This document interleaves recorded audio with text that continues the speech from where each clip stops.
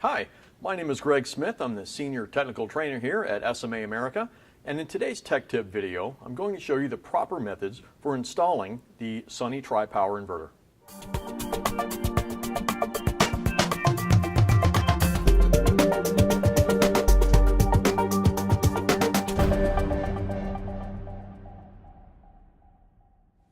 Installing the Sunny Tripower is just as easy as installing a regular Sunny Boy string inverter. You won't need any special tools, and what is already in your truck will be perfectly fine for the installations. I have a 24,000 watt model hanging on the wall here. I'm going to show you a couple of different ways on how to mount the Tripower, but first I'm going to take the cover off and show you the wiring area. The Sunny Tripower weighs about 150 pounds, so you want to make sure that you use the right mounting hardware for whatever surface it's going to be attached to. It is a two-person lift. Now you'll need a 3mm hex wrench to take this black cover off, and now that we've removed that, we can look and inspect the DC terminals and the AC terminals. And there's a little bit of a difference between them. The DC terminals inside the Tripower are labeled A positive, A negative, B positive, and B negative, and at the very bottom is the spot where you will land the equipment ground. Now these terminals are labeled that way because there are two MPPT inputs going into this inverter.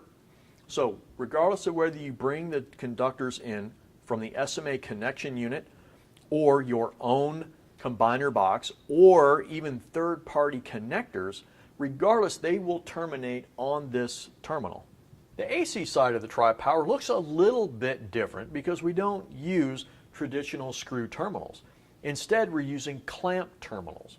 So it makes for a far quicker installation because you just need to strip off the wire, insert it into the terminal, and then clamp it down. The last thing in the connection area is the LCD screen. Now this is a non-functional LCD, but it does gather the information from the inverter and send it to the communication card in the back. Now the reason that we did this is because this inverter is designed for commercial rooftops, and since this will be up on top of a hot roof for 20 plus years, the LCD will be one less thing you have to worry about breaking or having to service in the future. Of course, we always recommend for any SMA installation that you have the installation manual handy. I'm going to start on the AC side of the Tripower by stripping a 1/2 inch insulation off of my wire, and it can be a size 8 or a number 6 conductor that goes into these terminals. Now again, the terminals are a little bit different than what you're normally used to. So what we want to do is fully open each terminal, insert the conductor in, and then firmly push each lever down to make contact with the conductor. Now the benefit of this is that you don't have to worry about torque. You put the conductor in, push it down, and you're done. No torque wrench required. So let's start by lifting all the levers on the AC terminals.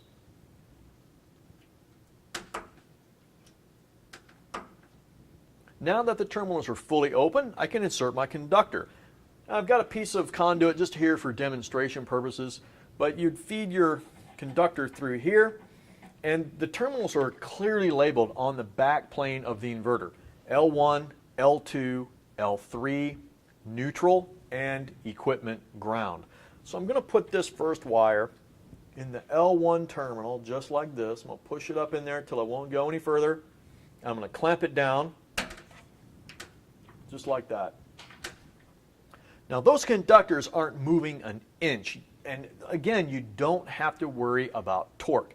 Now what I'm going to do is show you what the levers look like when they're not fully open or fully closed, and this is going to cause problems on the installation if you don't follow the instructions on how to securely clamp these things down. So the L1 and L2 conductors are fully shut, but you can see the L3 is not quite down, nor is the neutral.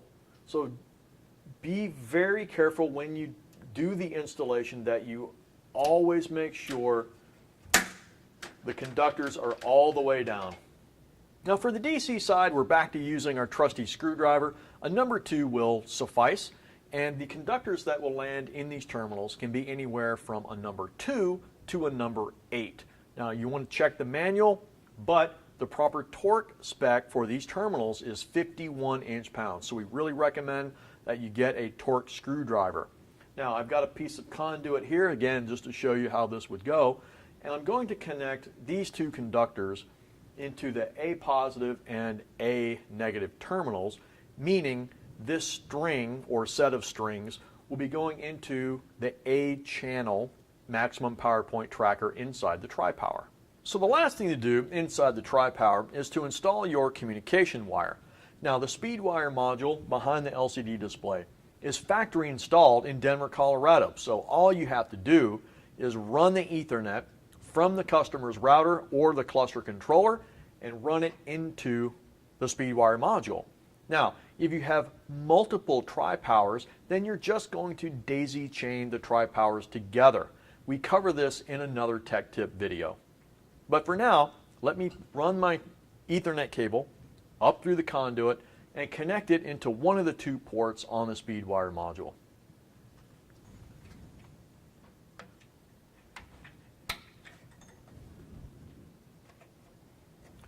Once the LCD is securely fastened, the only thing left is to put the black cover back on and then commission the system. Now, one of the versatile things about the Tripower is the many different ways that you can install it. So in the previous segment, we talked about installing the Tripower on a wall or some similar structure. Now, here I have an alternate method using commercially available pre-made racking, which you can install the Tripower, the connection unit, even the AC disconnect onto this structure. Matter of fact, you could do this on the ground level, and then using the eyes, you can crane up the entire unit to the roof and then place it next to the array. I have an SMA DC connection unit mounted underneath this Tripower, and it is a combiner box with a DC disconnect. Now we'll take the 4 screws off using a 4mm hex wrench. The DC disconnect must be in the off position. And then we just lift the cover off, set it off to the side, and now we can see the inside of the connection unit. The connection unit terminals can hold 4 conductors per each channel, channel A and channel B, for a total of 8 inputs. And then there are 2 inputs that come out the top that go into the bottom of the Tripower. So what I'm going to show you is the proper procedure on how to detect the correct polarity coming into the bottom of the connection unit. It's very easy to do. Once again, turn the DC disconnect off to remove the cover, and then what you're going to do, just for safety, is open all of the touch-safe fuse holders inside the connection unit. The fuses are not included in the fuse holders. At this point, we'll push the black button on the reverse polarity indicator and watch for the lights that are on the top of the indicator. A green light in the middle means everything is good and you have correct polarity on all DC terminals. If you have a red light on the left or on the right side of the connection unit, then that is indicating that there is reverse polarity on either channel A or channel B. When bringing in the conductors to the bottom of the DC connection unit, refer to the manual for proper torque settings and wire size. The DC output terminals going up to the Tripower will be torqued down to 51 inch-pounds, just like they are in the DC connection terminals of the Tripower, and the connection unit also shares the same wire size, number 2 to number 8. Once the cover of the DC connection unit is securely in place, the only thing left to do is to perform the commissioning procedure outlined in the installation manual. And that's all there is to installing the Sunny Tripower from SMA. If you'd like to learn more about this inverter, please visit our website at sma-america.com for product information and for training opportunities. My name is Greg Smith. Thank you for watching.